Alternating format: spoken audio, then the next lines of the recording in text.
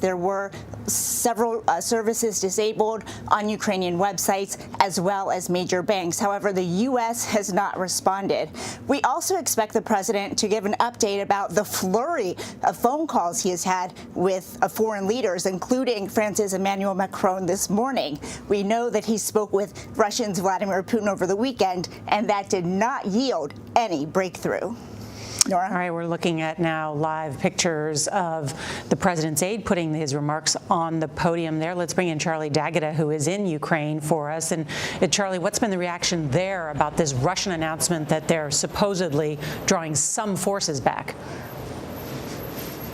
Well, Nora, they're not buying it. The foreign ministry said we'll believe it when we see it, and we'll only believe in a proper de-escalation when we see a full pullout or a significant pullout of Russian troops, not what they have been seeing. And of course, they're sharing intelligence with the United States, but they can see what's happening, especially along the border with Belarus, and that's what's really causing concern. There have been Russian forces along the eastern border. In fact, they've been fighting along that eastern border for a number of years, since 2014. But it's these military exercises that are happening in Belarus that's really got people spooked. You got around 30,000 Russian troops in joint military exercises with Belarus. It's only 200 or 300 miles from the capital, Kiev, and that is what's got people spooked. Having said that, it's extraordinary. People are just going about their lives. I mean, I think they know or fear that an attack may be imminent.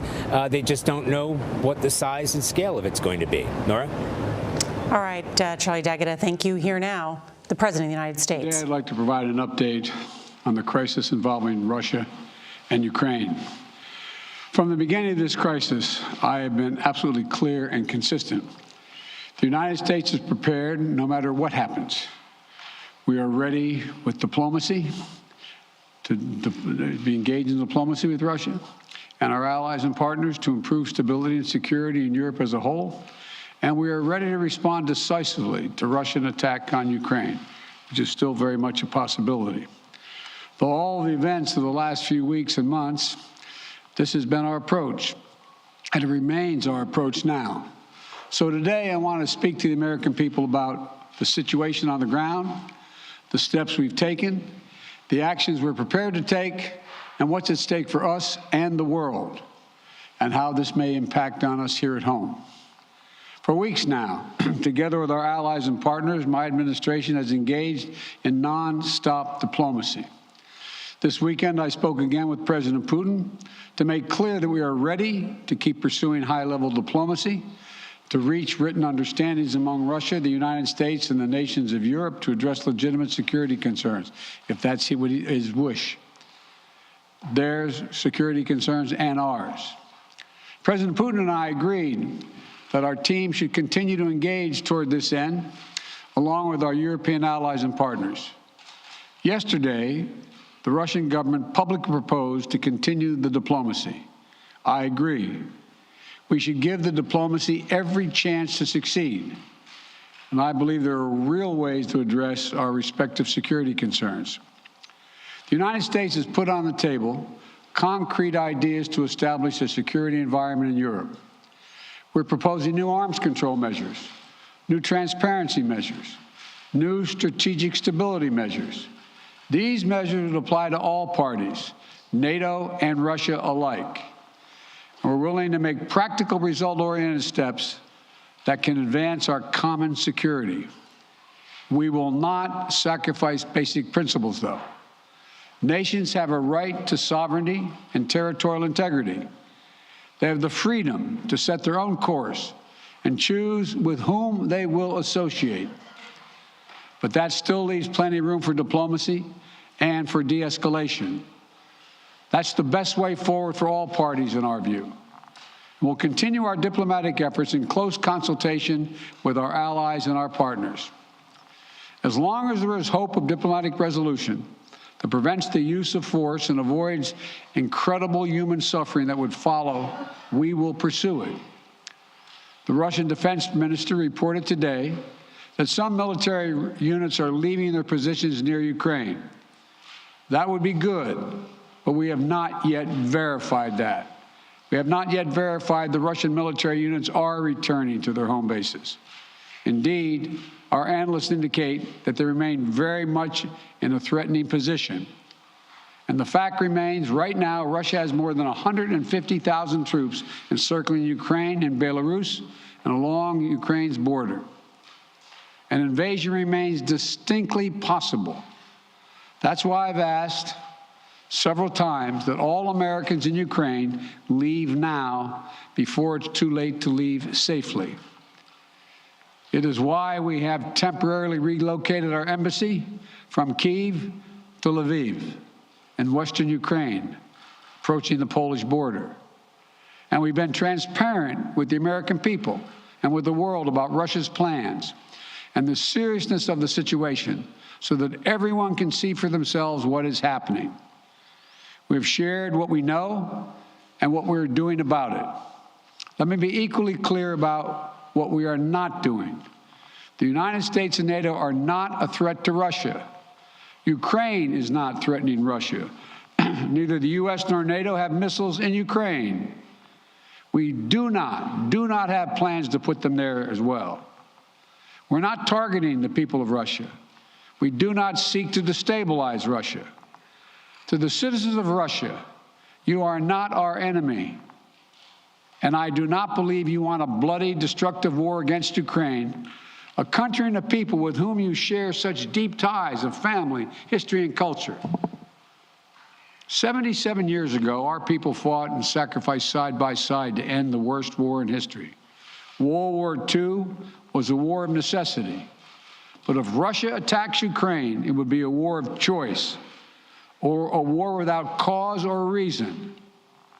I say these things not to provoke, but to speak the truth, because the truth matters. Accountability matters. If Russia does invade in the days and weeks ahead, the human cost for Ukraine will be immense. And the strategic cost for Russia will also be immense. If Russia attacks Ukraine, it'll be met with overwhelming international condemnation. The world will not forget that Russia chose needless death and destruction. Invading Ukraine will prove to be a self-inflicted wound. The United States and our allies and partners will respond decisively. The West is united and galvanized. Today, our NATO allies and the alliance is as unified and determined as it has ever been. And the source of our unbreakable strength continues to be the power, resilience, and universal appeal of our shared democratic values. Because this is about more than just Russia and Ukraine. It's about standing for what we believe in, for the future we want for our world, for liberty, the right of countless countries to choose their own destiny, and the right of people to determine their own futures, for the principle that a country can't change its neighbors' borders by force. That's our vision. And toward that end, I'm confident that vision, that freedom will prevail. If Russia proceeds, we will rally the world to oppose its aggression. The United States and our allies and partners around the world are ready to impose powerful sanctions on export controls, including actions that we did not pursue when Russia invaded Crimea in eastern Ukraine in 2014. We will put intense pressure on their largest and most significant financial institutions and key industries. These measures are ready to go as soon and if Russia moves.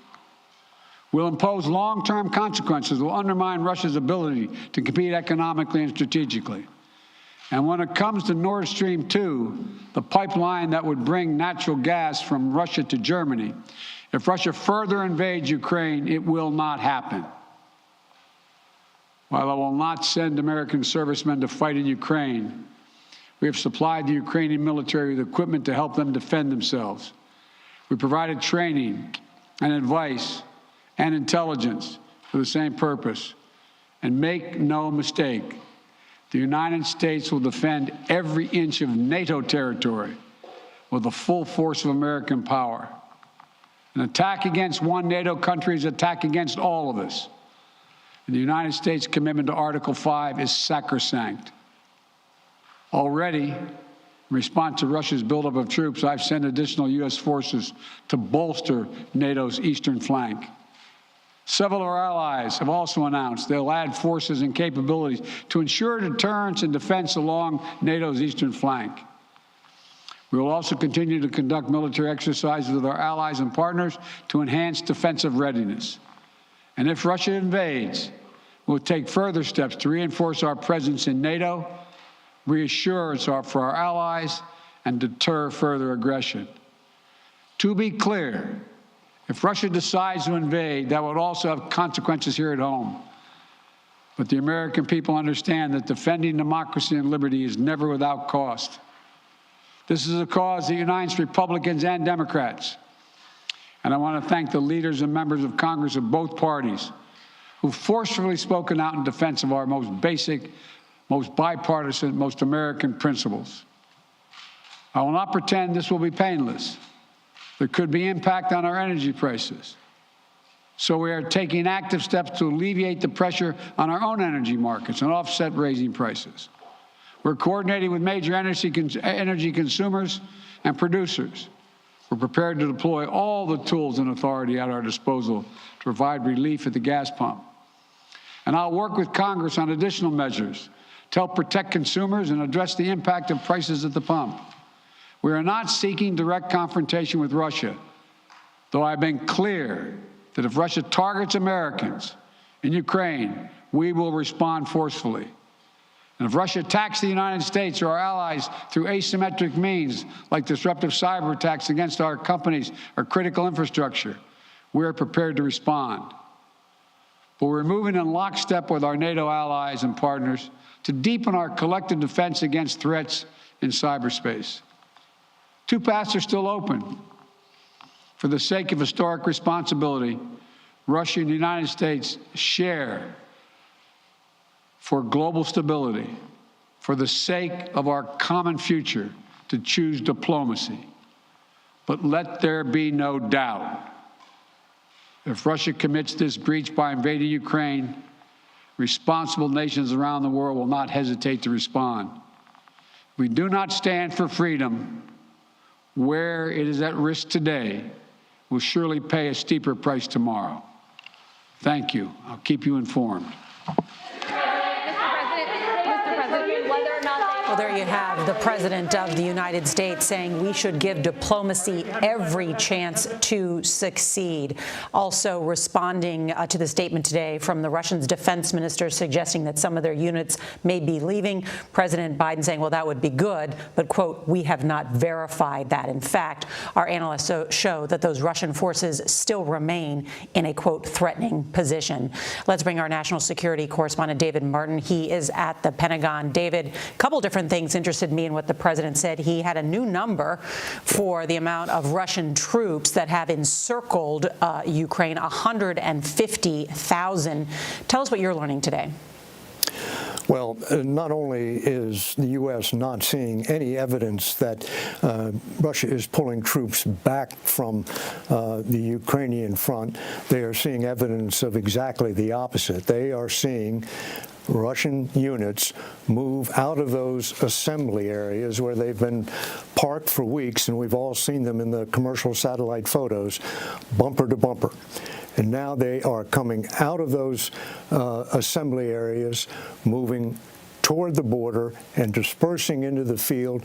And when they get into the field, they are putting up camouflage netting so that they are not so easily observed from space. So no matter what President Putin and what the Russian Defense Ministry is saying, what the U.S. is seeing on the ground is the Russian army uncoiling in preparation for an invasion of Ukraine. David, what do military analysts that you speak with think that Putin will do, that he will move to seize the capital of Ukraine first, and then what? Well, of course, this is the big guessing game, how far he is willing to go, because what he's done is given himself the option to do almost anything, including a full invasion, which would begin with probably cyber attacks, airstrikes, electronic warfare against the leadership of Ukraine in the capital of Kyiv. And we've already seen today some cyber attacks on the Ukrainian Ministry of Defense websites and the websites of a couple of state-owned banks. There's no attribution to those attacks yet, but obviously one suspect would be Russia. But Russia has the capability to do much, much more than just take some websites offline. They have the capability to basically black out all digital communications in the capital of Ukraine. And is the thought that if Russia were to seize Ukraine's capital of Kyiv, that the rest of the country would then capitulate? Well, I think that's one question that Putin is probably asking himself. He's like any leader. He wants maximum benefit at minimum cost. And if he can get rid of that government in Kyiv and install a pro-Russian government that might, say, invite Russian troops in, then I'm sure that would be great with him. But he has done the planning and amassed the forces for an invasion that actually could go beyond Ukraine. There is intelligence that they might go from Ukraine into the country of Moldova, which is on Ukraine's southern border. There are already tens of thousands of troops in Belarus, which is on Russia's northern border, Ukraine's northern border.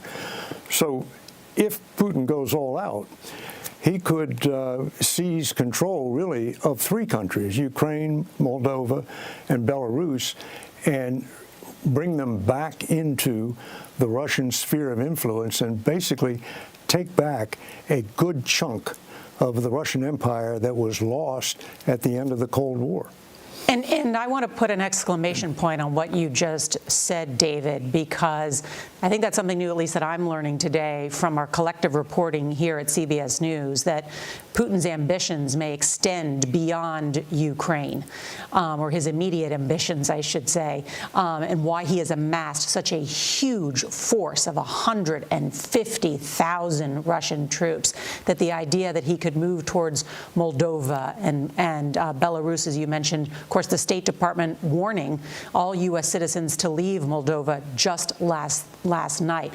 Where would that put him geographically if he were able to move that aggressively on those countries?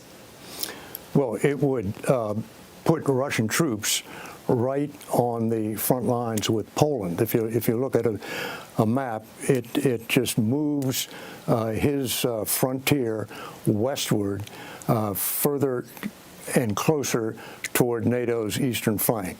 And of course, that's why the U.S. and NATO have been talking about activating this response force, which would involve 20,000, maybe more troops to reinforce all those countries like Poland who would now be on the front lines with Russia.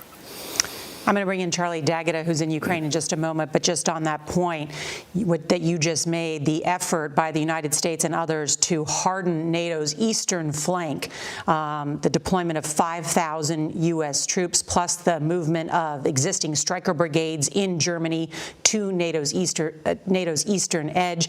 And then, David, I understand that the Secretary of Defense, Secretary Austin, will be in Poland later this week. That's right. He landed this afternoon in Brussels, the headquarters of NATO, for a meeting of the NATO defense ministers in which you can be sure they will discuss exactly what the plans will be for reinforcing Europe if Russia invades. And then he is going to see these additional troops which have deployed into Poland. But we should point out that those troops, they come from the 82nd Airborne, and they're some of our best soldiers, but those are light infantry troops. They are not troops that you would send to stop a Russian armored brigade. And one of the reasons they are there is simply to help process Americans who have to flee Ukraine. They would set up along the border with Ukraine, open processing stations to just receive Americans and get them on their way back to some other life. So far, they've set up only one receiving station because up until now, the flow of Americans fleeing Ukraine, at least across the land border, has been relatively small. David Martin at the Pentagon standby. I want to bring in Charlie D'Agata, who is in Lviv, Ukraine, which is near the border with Poland. And Charlie, if Russia were to invade, the estimates are talking about a massive migration of people out of Ukraine, perhaps into Poland, tens of thousands of people. They would largely move through an area near where you are. Describe what you're learning. Well, Nora, that David Martin paints a pretty dark picture, and I think the mood on the streets in Kyiv is one of, they're hoping that it's just not going to happen. There hasn't been any sort of panic buying. There hasn't been any mass exodus. There hasn't been any fleeing from an area that might come under attack, certainly from the capital itself. Now, here in Lviv, it's about a 7.5, 8-hour drive due west of Kyiv. We're about another hour and 15 minutes from the Polish border.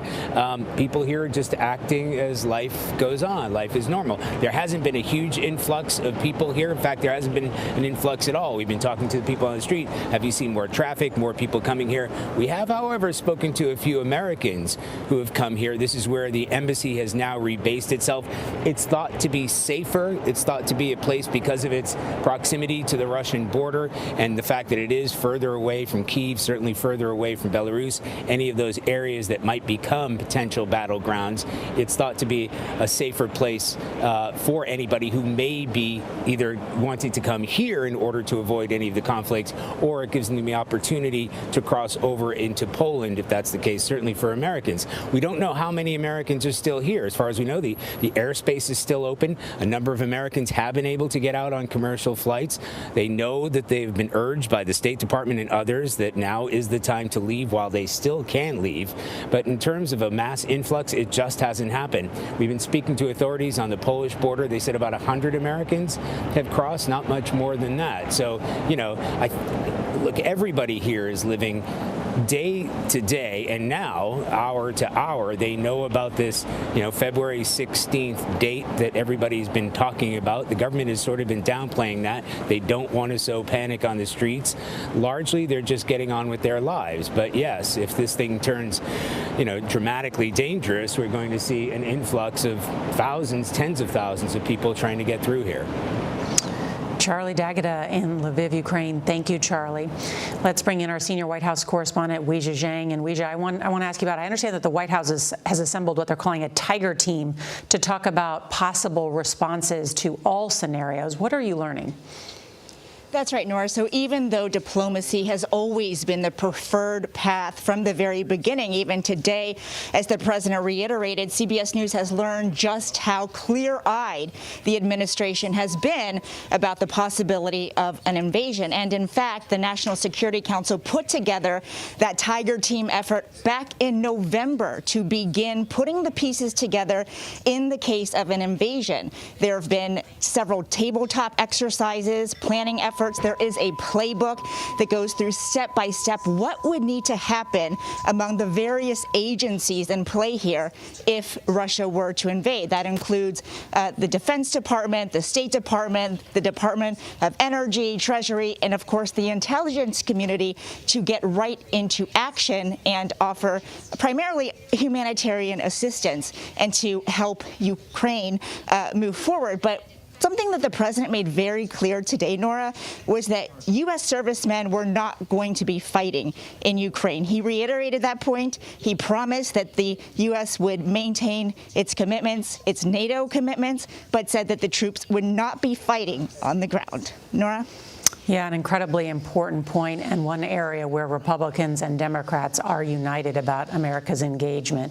Weijia Jiang from inside the White House press briefing room, thank you. One other note, the president saying that if Russia decides to invade, there will be consequences and that there could be an impact on our energy prices. We're going to have more on that impact tonight on the CBS Evening News. For now, our coverage will continue on our CBS News streaming, your local news. And again, as I said, we'll have all the wrap-up tonight on the CBS Evening News. This has been a CBS News special report. I'm Norah O'Donnell in Washington. For news 24 hours a day, go to CBSNews.com.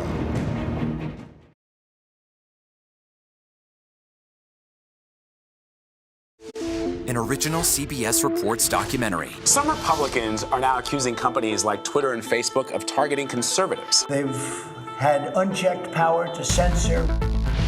I do not have access to my main Facebook account. I wasn't given an explanation. I was just like,